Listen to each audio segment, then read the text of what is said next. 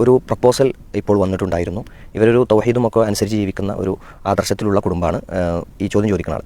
എന്നാൽ ഇപ്പോൾ വന്ന ടീം നേർച്ചയും മക്കാമും അങ്ങനത്തെ കാര്യങ്ങളൊന്നും ഇല്ല. പക്ഷേ നമ്മുടെ ഒരു തൗഹീദിൻ്റെ ആദർശത്തിലുള്ള ആളുകളല്ല. ഫാമിലിയൊക്കെ സംസാരിച്ചു ഒക്കെ ആയ ഒരു പ്രപ്പോസലാണ്. ഇപ്പോൾ അവരുടെ ഭാഗത്ത് നിന്ന് അവർ പറയുന്നത് കണ്ണൂക്ക് ആണ്ട് ഇങ്ങനെയുള്ള കാര്യങ്ങളൊക്കെ വരുമ്പോൾ അതിൽ പങ്കെടുക്കാതെ മാറി നിൽക്കാൻ പറ്റില്ല. ഒരു കുടുംബ ബന്ധം എന്ന രൂപത്തിലെങ്കിലും അതിൽ പങ്കെടുക്കണം. അങ്ങനെയാണ് പറയുന്നത്. ഇപ്പോൾ എന്താണ് ചെയ്യുക? മുന്നോട്ട് പോയാൽ പിന്നീട് ബുദ്ധിമുട്ടാകുമോ? ഇങ്ങനെ വേറെ ആദർശമായതുകൊണ്ട് ബുദ്ധിമുട്ടുണ്ടാകുമോ? നമ്മൾ എന്തായിരുന്നാലും വിവാഹത്തിൽ നമ്മൾ പരിഗണിക്കേണ്ട കുറേ കാര്യങ്ങളുണ്ടല്ലോ. അതിനങ്ങനെ പ്രയോറിറ്റി 1, 2, 3 എന്നുള്ള മുൻഗണനാക്രമത്തിൽ നമ്മൾ നിശ്ചയിക്കുകയാണെങ്കിൽ ഒന്നാമത്തത് ആദർശമല്ലേ, ദീനല്ലേ.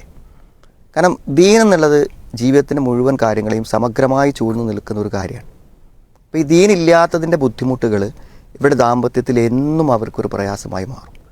അത് വെറും ഒരു നേർച്ചയും വഴിപാടും പരിപാടിൻ്റെയും കൂട്ടത്തിൽ സഹകരിക്കൽ മാത്രമല്ല, ജീവിതത്തിൽ നമ്മൾ എന്ത് ചെയ്യുമ്പോഴും നമ്മൾ സ്വീകരിക്കുന്ന മാനദണ്ഡവും അവർ സ്വീകരിക്കുന്ന മാനദണ്ഡവും വ്യത്യസ്തമാകുന്നതുകൊണ്ട് ബുദ്ധിമുട്ടാകുക മാത്രമല്ല, നമ്മളിപ്പോൾ അടുത്ത ഭാവിയിൽ എന്താ വെച്ചാൽ അത്തരമൊരു കുടുംബ പശ്ചാത്തലത്തിൽ ജീവിക്കുമ്പോൾ അവിടുത്തെ തലമുറകളായിട്ട് എന്ത് ചെയ്യും, നമ്മൾ ഈ തൗഹീദുള്ള ആളുകൾ തൗഹീദില്ലാത്തൊരവസ്ഥയിലേക്ക് ക്രമേണ എന്ത് ചെയ്യും, പോകും.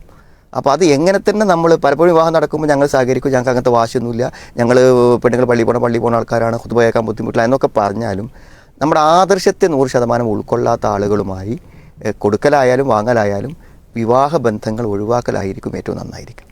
അതായത് ഇപ്പോൾ അത് ഒഴിവാക്കുമ്പോൾ വലിയൊരു പ്രശ്നമില്ല, നേരെ മറിച്ച് അത് കഴിഞ്ഞതിന് ശേഷം പിന്നെ ഓരോ ബുദ്ധിമുട്ടുകൾ വരുമ്പോൾ പ്രയാസമായിരിക്കും എന്നാണ് എനിക്ക് തോന്നുന്നത്.